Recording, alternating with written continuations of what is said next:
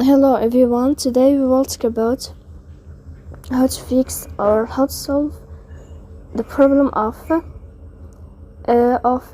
key on Gmail. To know how to fix or how to solve the problem of key on Gmail, you will click on settings. After that you can click on apps, default apps, app settings.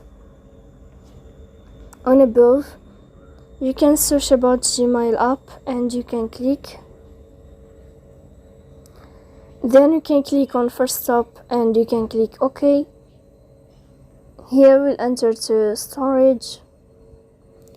After that you can click clear cache. Don't click clear data because that can delete your account. So please don't forget to support us by like and subscribe. See you next time in another video.